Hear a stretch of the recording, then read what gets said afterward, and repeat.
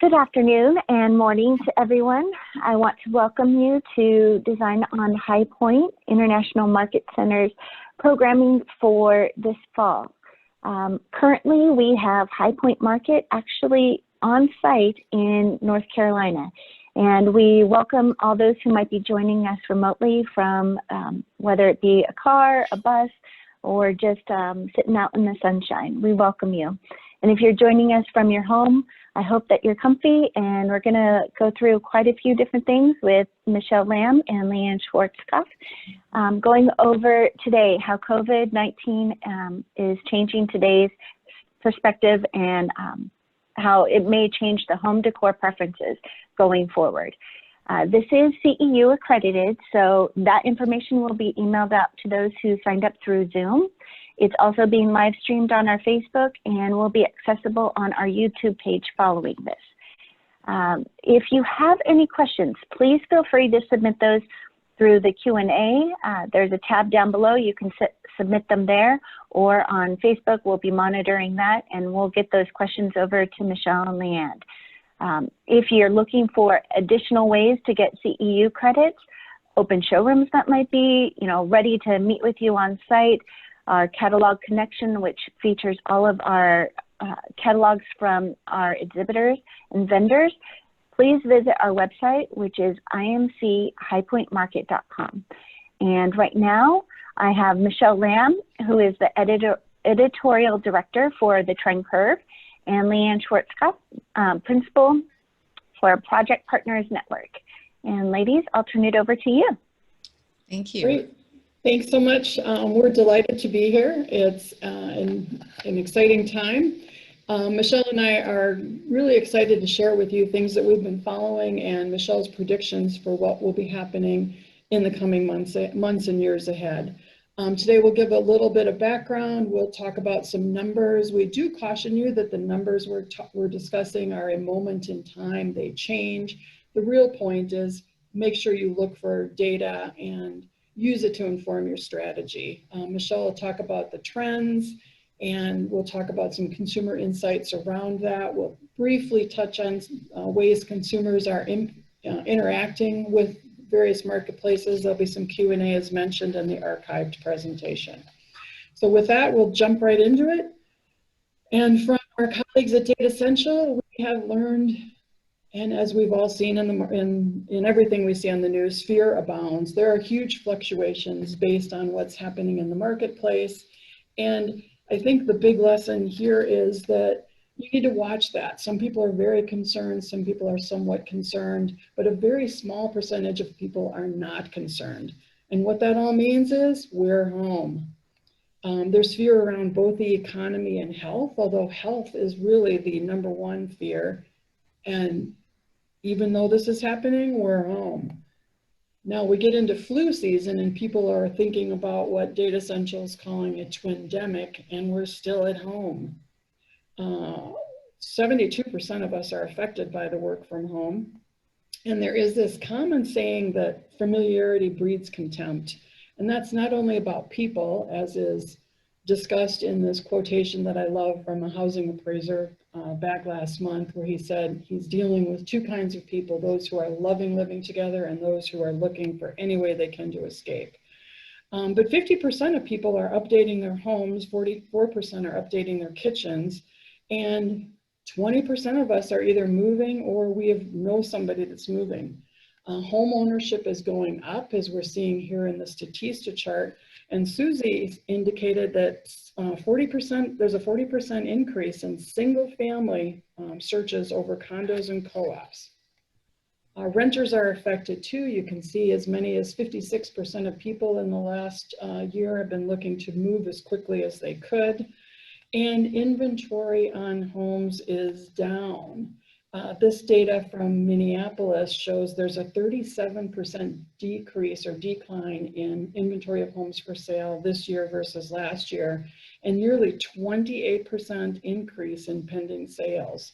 The same appraiser I mentioned earlier said normally there would be around 1,200 homes in play this time of year, but in 2020 he estimates there are 2,800 to 3,200 active listings, which is unheard of.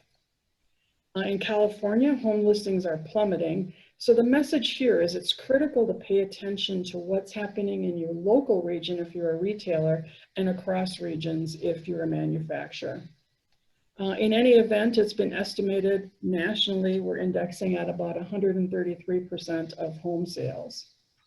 No matter where you live, the role of home has changed. It's an office, a classroom, a restaurant, bar, gym. Home is everything. According to recent Suzy research, 77% of people are spending more time at home regardless of the eased restrictions, and they're all over the house. Suzy research says 18 to 24-year-olds are spending 53% of their time in their bedrooms, and 46% of all people are spending more time in the living room. 75% have outdoor space to retreat to, and there are 3 times as many inquiries for homes with pools and 2 times as many for outdoor spaces. That research was done in just Q3. With that, I'm going to turn it over to Michelle to talk about some of the trends affecting home design and decor. So let's start by talking about architecture. If you've ever shopped for a new home, it's easy to see the hallmarks of architecture and design in each decade.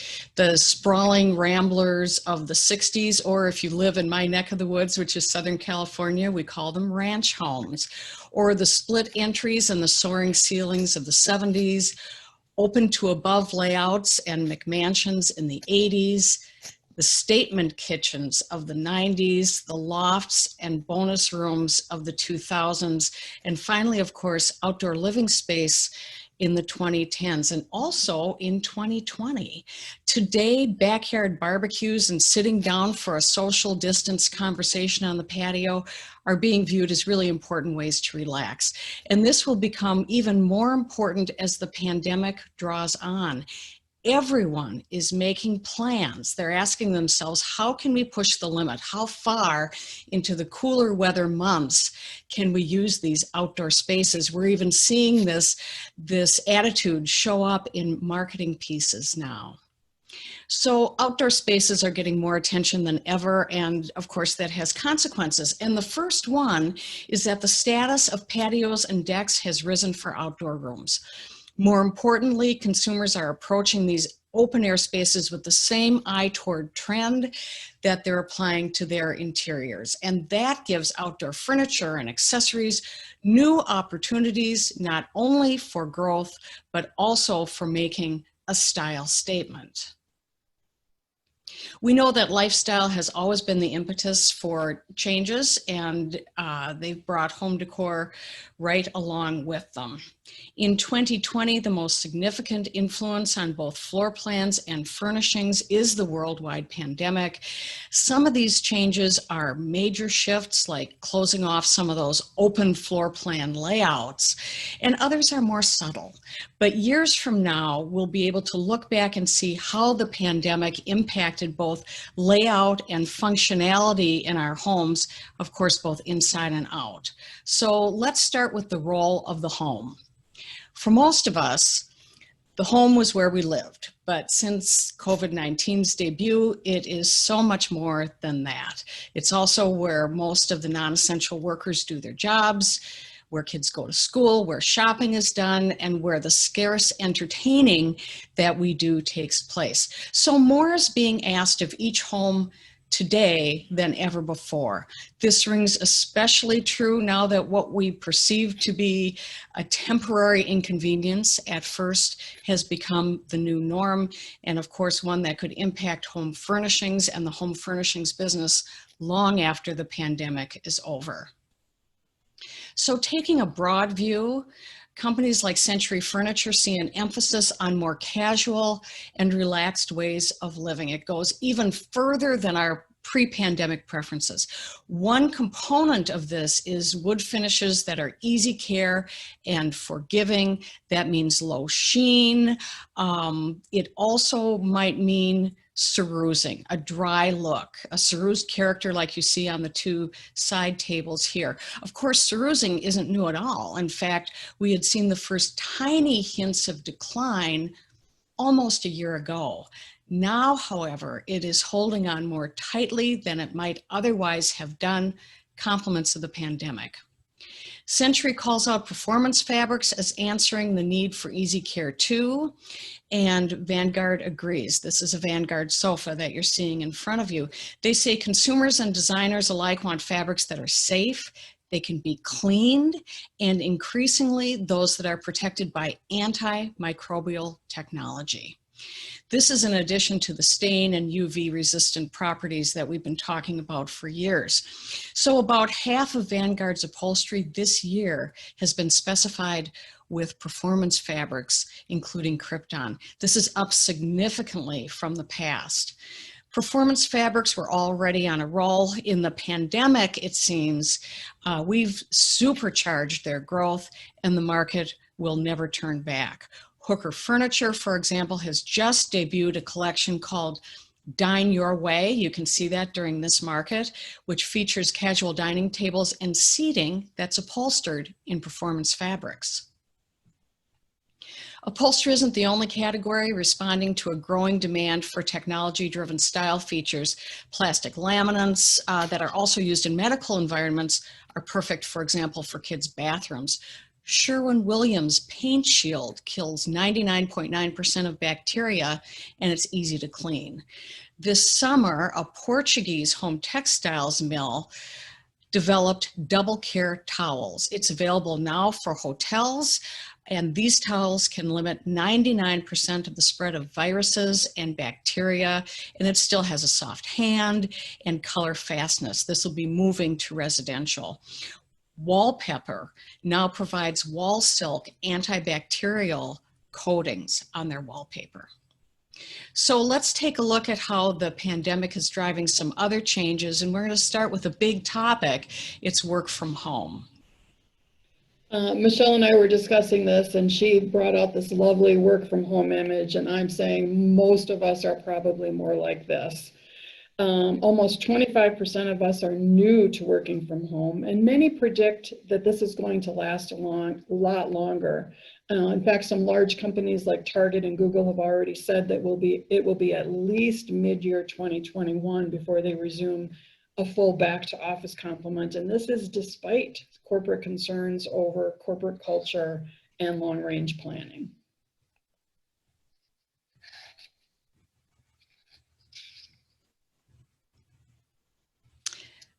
Compliments of the pandemic, the majority of adults, young adults, now 52%, live with their parents. That's up from 1 in 3 in 2015. I can tell you personally, my 26-year-old boomeranged back at the beginning of the pandemic. But we're seeing some... I'm going to interrupt. You skipped a section. Okay. All right. So let's just bounce back here, and we're talking about KB Homes. This is a home builder, and they've debuted model homes in 2 California communities with what they're calling the KB office concept. It's available for all floor plans, and it features a built-in desk and a workstation and shelving, upgraded electrical and ultra-fast USB charging outlets.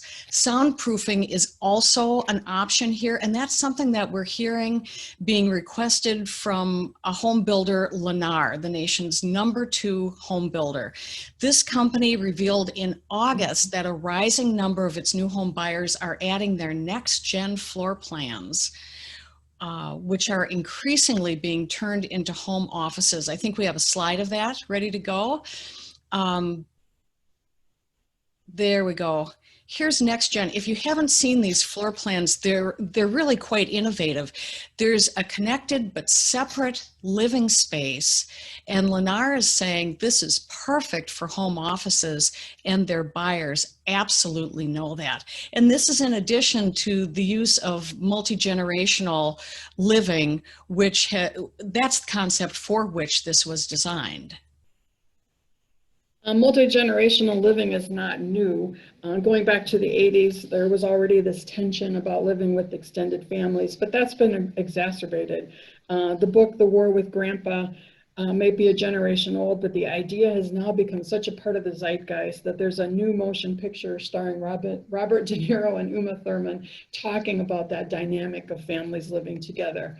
I encourage you to read it. It sounds like something that would be really fun. But really the idea here is culture and economics really enter into this multi-generational home, and that could be a whole nother topic on its own. But what we really want to do is remind you again that who your customers are and what their situations and interests are is really paramount in all of the strategy you create.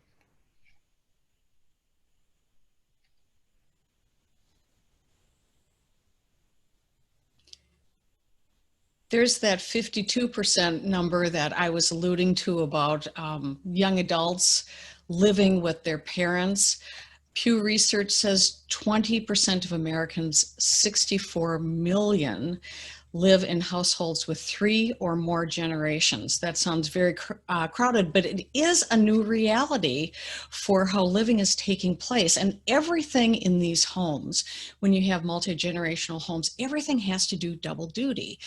Space is certainly a factor. In fact, the biggest thing that people talk about in these multi-generational homes is the mess. So storage is really key here. We don't see this trend either multifunctional or multi-generational living. We don't see either of these declining anytime soon. But let's just jump back to the office for a minute. Since March, we've realized how essential a pleasant and comfortable workspace is to productivity and creativity. But what if we don't have all that much space to work with? Myers Research specializes in new home data, and they revealed in July that a top ask from new home buyers since the pandemic is for not 1, but 2 home office spaces. Now, the first one's likely to provide a more traditional experience, even a dedicated room, or it might be a retrofit of that loft or that bonus room that we talked about as being a hallmark of 2000s houses. Makers like Bernhardt are going beyond their normal assortment of writing desks to curated groups of home office items. These items have more function and adaptability while still maintaining a distinctive style for them. The second office might be a much smaller space than has been typical in the past. You might call it a pocket office or a nook. So it could be nothing more than a desk that's been shoehorned into a bedroom or maybe into a great room. Sam Moore has developed a new line of upholstered desk chairs that are meant to work in situations like this, where maybe there's a great room and you've put your workstation in the corner of that. So you can combine function and fashion. Now that so many consumers need that office area to blend right into their already furnished homes. Twinstar has designed sleek desks for smaller spaces that can also work as a sofa table. So there it is doing double duty. Another second office might be a nook somewhere. Maybe it's off the kitchen, but it's an efficient spot where maybe a parent can keep their watchful eye on kids who are doing Zoom schooling. It could be a previously unutilized space, like a hallway next to the stairs, maybe the area beneath a staircase. Builders are already exploring more ways to make these pocket offices and schoolwork niches feel comfortable and also private. Standing desks, which by the way are up 25% at BDI, allow consumers to add a work surface where maybe a regular desk or a regular setup would not have fit before. In fact, they have a collection called stance desks. They're these adjustable standing desks, lift desks, and the smallest of the 3 that they offer leads the way in terms of sales. Features like integrated wire management and a power hub and a keyboard drawer, all these kinds of things make those items more usable. And Twinstar also says that those features are really important. Twinstar's leaning desk, which you see here, can function as a vanity or a bookshelf anywhere in the home. I like this one, but how about this one? This is from a company called Bow Concept, and it takes up hardly any room at all. And when it's not being used as a desk, it can sort of disappear into the wall. Of course, walls themselves are getting a lot more attention now that our Zoom meeting background is making a statement about our taste and our sense of design. For office spaces, this shift is upping the status of coordinated collections that appear to be collected. Whimsy is taking on new importance. I just love this one. RFA Décor is the vendor here, and they're telling us that clients are asking for livelier art and subjects like hearts and butterflies. Bright colors and images with flow and movement are also key, but more than anything else, the subject has to be uplifting at best, benign at worst. Nothing that is too sad or too pensive is being pursued right now. Abstracts are trending, whether the figure is a specific form or evocative of a landscape. Florals are key, and by the way, we are seeing this in absolutely every category. Flowers that are coming along that might look more arranged than they have in the past. We are also seeing a return to subjects like lemons. There will be a lot of those in the next 12 to 18 months. These looks are popping up on walls of every size office, both large and small. Because some homes have absolutely no room for even a pocket office, or the family needs multiple workspaces, the dining table remains the go-to surface. But dining tables are getting an even bigger workout, the likes of which we have not seen in years, and it's happening at meal times. That's because the grab and go approach to meals has taken a nosedive for a lot of families during the pandemic. Kids who are eating a granola bar on the drive to school are now more likely to sit with their parents as they start their day. And adults who used to cook for entertainment are now making 3 meals a day. We took a look at restaurant trends as a complement to the published data about cooking from home. With nearly 82% of people being nervous or avoiding eating out, it's clear there will be continued cooking and eating at home. This means we'll also need kitchens and equipment. Anecdotally, the noted change for males and Gen X is something you should really watch because it will affect all kinds of things going forward. We've seen Susie research that 39% of people are hosting more pre-COVID than they were before. Michelle talked about reduced entertaining, and I think the idea there for the conflicting information is around more smaller groups where you can socially distance. Another idea around meals is that with over half of kids doing remote schooling and another 30% in a hybrid program, we're looking at cooking 3 meals a day. And lunches, while most of them will be cold, nearly 40% of them will be hot meals. And while preparing meals for their kids, more than half of parents will plan to prepare the same thing for themselves. So as we noted, we need functioning kitchens, but we also need tables.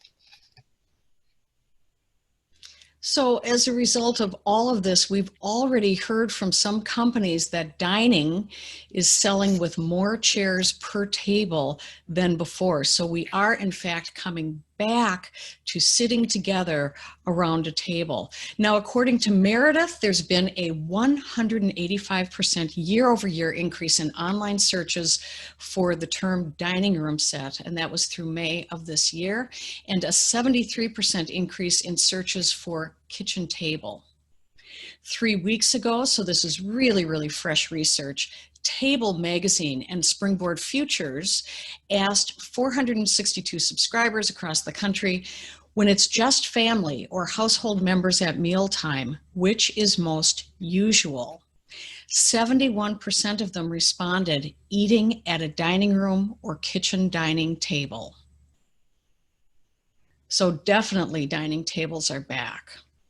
Now, during the pandemic, we've seen togetherness extending to kids' areas too. Meredith has surfaced a new tendency toward kids sharing a room, even if 2 bedrooms are available. And what that means and what that translates into is more bunk beds and loft beds and even Murphy beds. And meanwhile, that second room becomes a playroom, maximizing functionality, in each space. This slide just popped up on Instagram yesterday, and I absolutely loved it. This is a Candace Olson design, and what's happened here is that an entertainment area was repurposed for homeschooling. Isn't that fun? Isn't that great? So it doesn't have to be a whole remodel to get to where you need to be during the pandemic. Well, we know that since the 1990s, the walls between kitchen and dining and living areas have been coming down as the preference for open floor plans has accelerated. Today, with everyone at home, there's a new quest for closed-off, private spaces that can stand alone, and these spaces don't have to be big. Crafting, excuse me, crafting is an area we've heard about, and spaces like this one show how consumers are packing a lot of utility into very few square feet. Crafting areas on the rise, according to recent Meredith research, and we're crafting to escape, to fight boredom, and create. It's soothing, it helps us cope, and the experience feeds into the A that makes STEM STEAM, so it's especially important for kids. Statista's graph showing that arts and crafts and design is experiencing a big increase in the number of arts and crafts searches, and you're seeing furniture develop like this one, the space-saving thing where you can close up all your tools and supplies, and then open it out so you have everything at your disposal, and it's all very handy. I love this idea, especially for those multi-generational households when mess is a huge factor. Absolutely, well, but as Michelle pointed out to me when I was talking about this, she said, you have to be very, very careful about shoving everything in there, or it's going to be exploding all over the house. But I think that forces some organization, which is a good thing. So we know that crafting is one opportunity for those smaller spaces, and reading nooks are another small space utilization trend. Often these nooks are no bigger than a disused closet, maybe it's a bay window, and furnishing these spaces to make them cozy takes creativity and imagination. So think about overstuffed chairs and chaises and benches, or even a few comfortable ottomans. Screens can create private spaces too. Forehand says screens are selling very well for them. I'm guessing they're selling well for just about everyone who carries screens. Well, even as consumers embrace tiny private spaces, they remain committed to larger items like sectionals for their public areas where everyone can be together. Sectionals are really at the heart of it all. It's a growth category that we've seen for several years, and the pandemic has put an accelerator on them. At Benchmade Modern, sales of U-shaped sectionals that accommodate even more people is what's rising notably. Bradington Young attributes their uptick in sectional sales to families spending more time together at home, and therefore they need extra seating. While Forehands is another company that sells lots of sectionals, they're also pointing out that configurations with sofas are undergoing a metamorphosis of sorts. Specifically, this company has called out a shift from selling one accent chair with each sofa to selling 2 accent chairs with each sofa. It sounds small, but it's important because it works not only for those who are using accent chairs as their work from home station, but also for entertainment settings where even at home, keeping a 6-foot distance from one another may be desired. In fact, some companies are touting 6-foot distances from their sofas. Our next slide is a email that I got from Room and Board Business Interiors. I love this one. They're talking about their sofa coming with social distancing built in. It's 8.5 feet long, and it fits one person sitting on each end with 6 empty feet in the center. I think residential users may find this feature compelling too. But there are other ways to get 6 feet apart from one another, like using small tables that have lots of potential. They're accent tables, but we may start calling them social spacers. And this will be especially important when entertaining at home is common again. Vanguard predicts that 2021 and 2022 will be banner years for entertaining and for entertainment furniture. The home bar began its life as an entertainment-driven piece, but since the advent of COVID-19, there haven't been that many opportunities to show it off.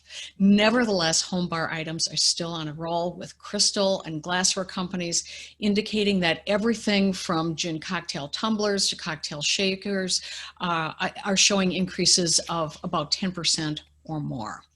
Bar cabinets are a category that, again, Four Hands calls a heavy hitter. This is their new Bianca Bar Cabinet, made with watermelon marble and pale washed oak and mango.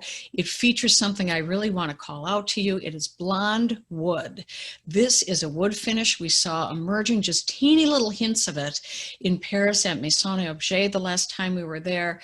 It's now beginning slowly to catch on in the US, so watch for that. That doesn't mean walnut is gone in those rich brown finishes, but where there's trend, there's always counter trend. Now the balance is coming from this blonde wood that we haven't seen in quite some time.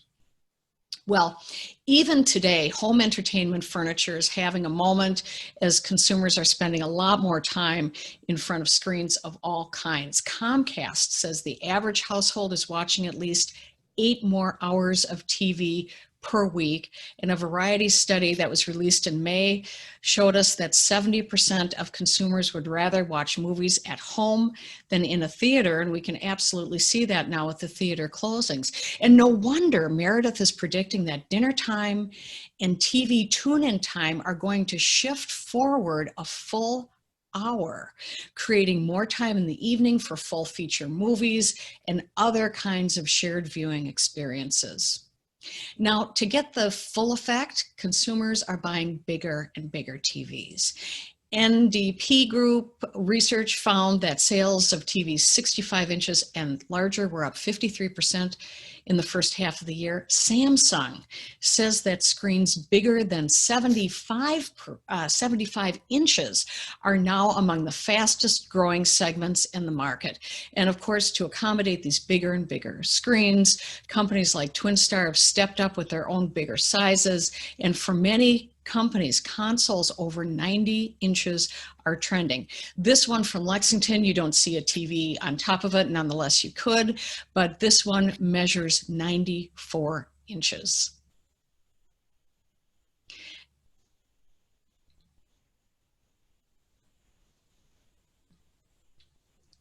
Gaming is on a tear.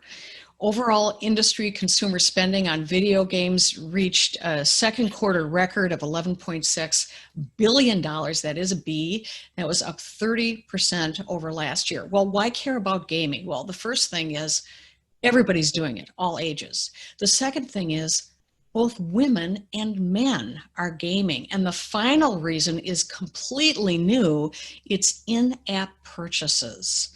So no wonder companies are hearing more and more requests for entertainment furnishings that can also accommodate gaming. I don't want to jump too fast over that in-app purchase thing.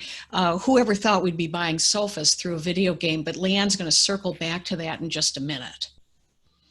Of course, it's not just video games that are having a moment. We have classic games too. I'm sure you've gotten your Monopoly game out. You've maybe even bought a puzzle. But if you haven't done this, you're in the minority.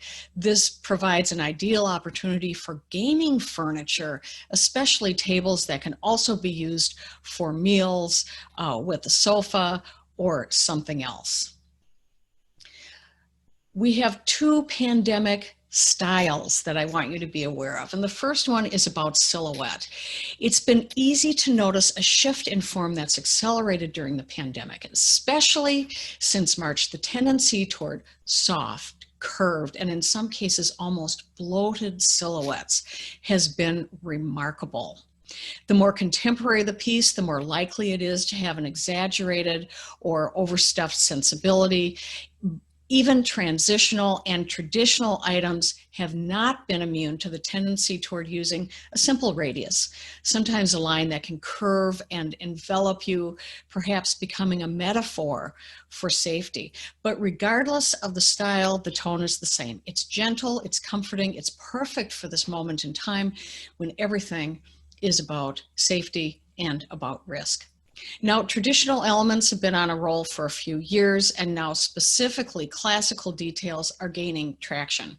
If you've noticed how often things like busts and statues are showing up as decorative accents, you won't be surprised to hear me say that it is time to embrace the classics, but clean it up. Think Greek key, but modernize it. Maybe put it on the diagonal. Add a few laurel leaves, but make sure that they are done in streamlined silhouettes. Columns are also in the mix. We're seeing many more of those popping up now. The longer the pandemic goes on, the more consumers will reach for classic elements as a reminder that mankind has faced many challenges in the past, and we have not only survived, but also thrived. So a few other things that you might just like to know about because of the pandemic. The first one is there's a touchless trend out there. In kitchens and bathrooms and laundry rooms, sinks are moving to touchless faucets and soap dispensers.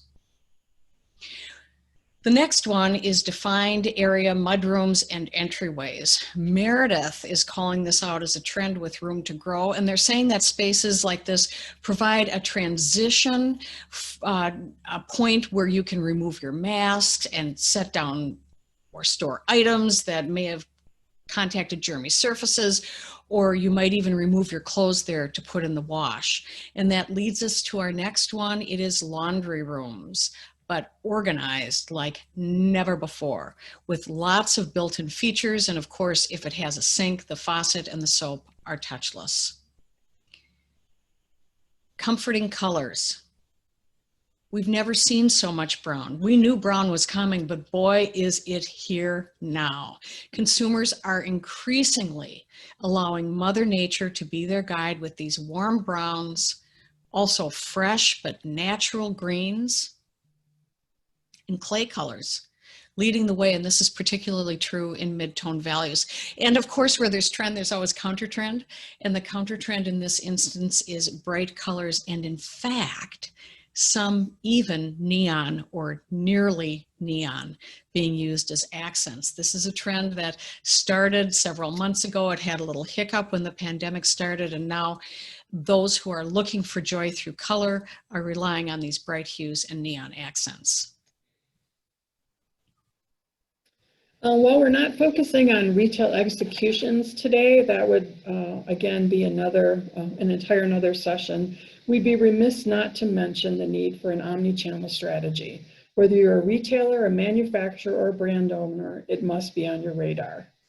While e-commerce has clearly been rising, we've been hearing nothing but that in the news lately. During the pandemic, or prior to the pandemic, furniture was largely immune due to price points, the desire to touch and feel, and the difficulty in shipping. This has changed.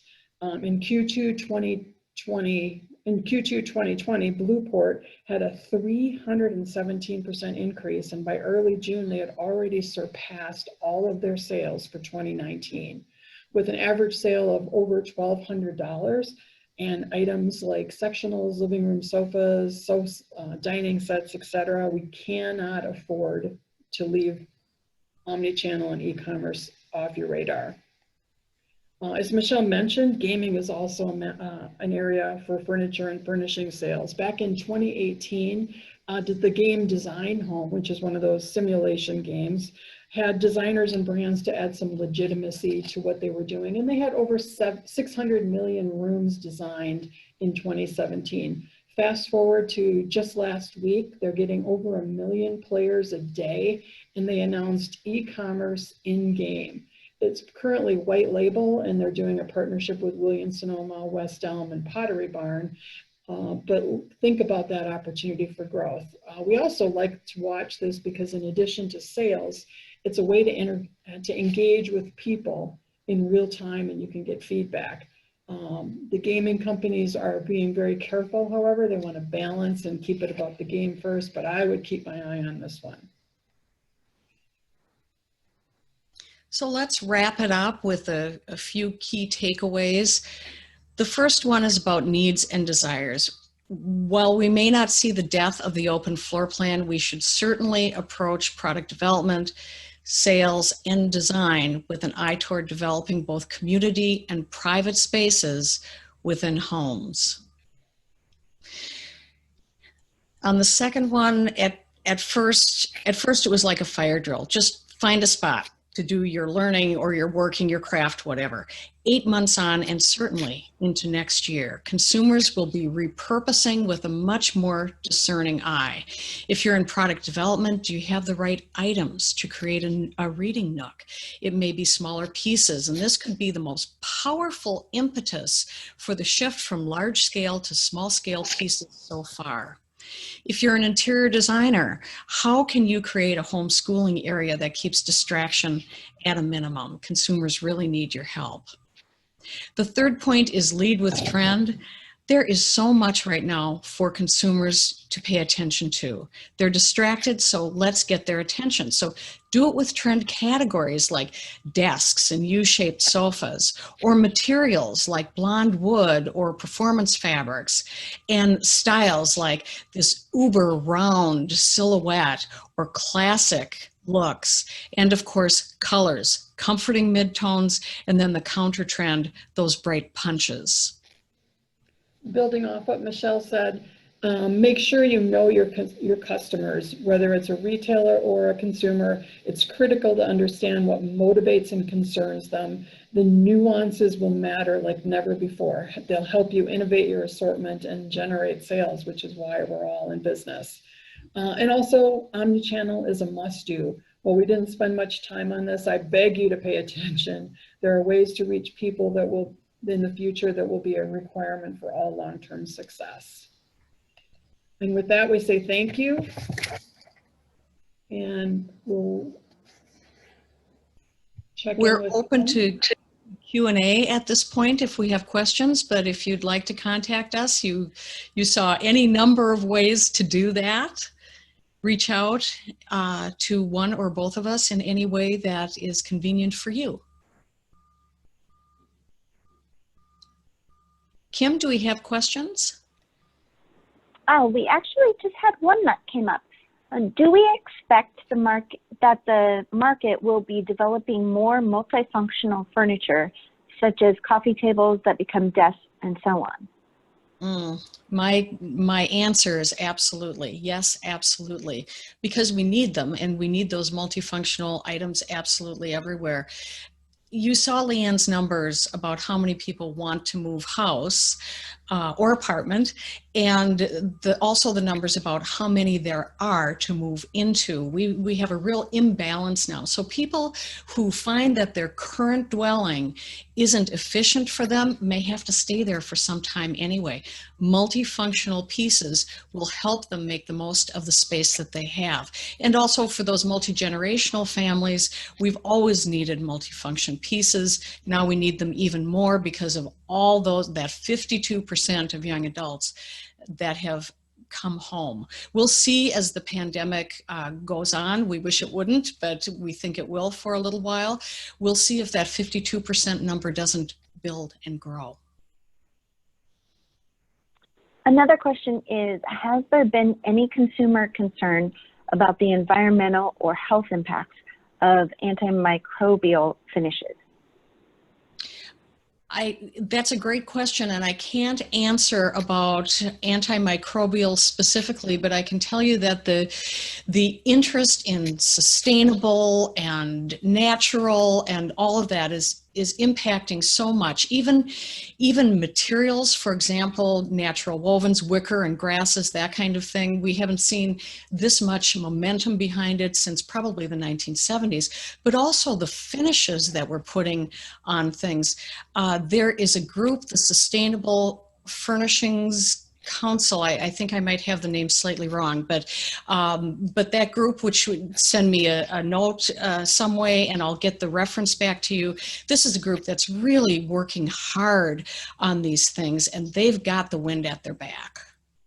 Consumers Yeah, want. that would be definitely the Sustainable Furnishing Council. A couple others that are in our chat. Let's see here. How do companies translate the touch feel of showroom shopping to e-commerce? Leanne, do you want to take? That's a tough one.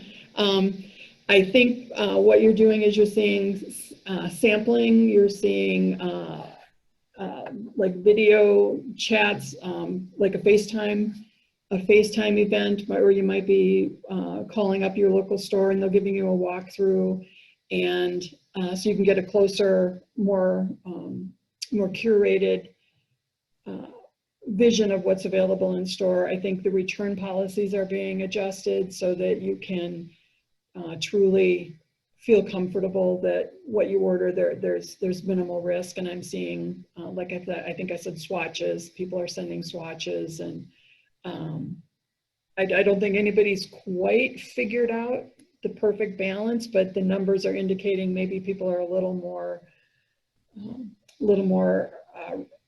willing to take on the risk of getting something because they feel more comfortable with the shopping and maybe knowing that there are solutions if they can't get it through. Michelle, are you seeing anything also? Well, I'll just add to that by saying there's no substitute for a good lens.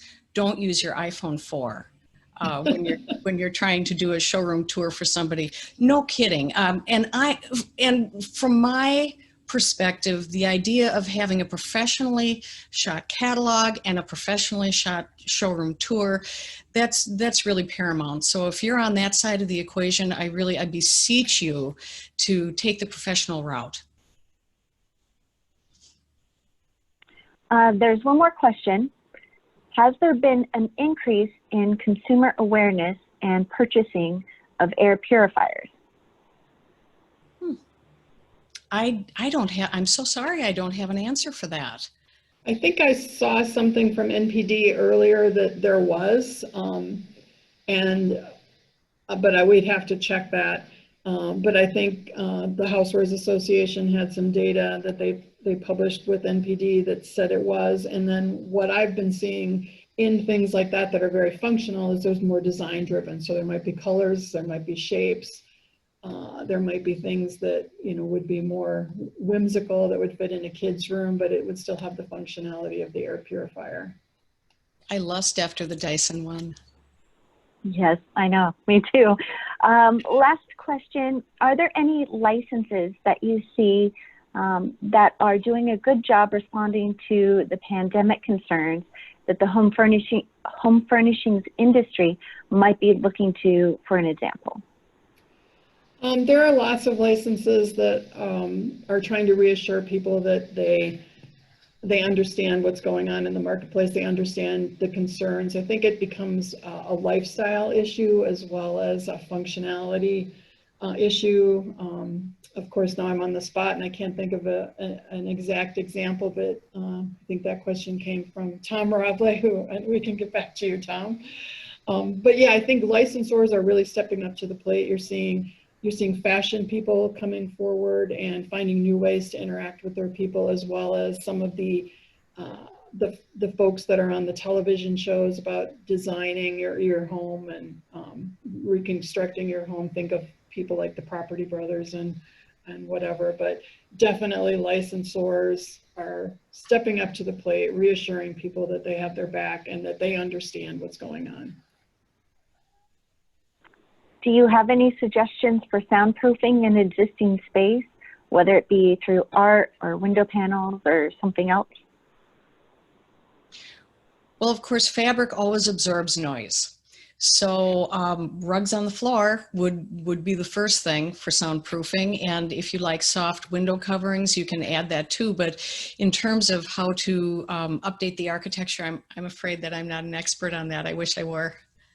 Michelle, I'm actually curious. So are you seeing, what are you seeing as the interplay between draperies and curtains and things like that versus the need to feel like you're outdoors and communing with nature? Are you seeing more one way or the other, or is it too early to tell? Probably too early to tell at this point. We'll probably have something to say about that around the first of the year.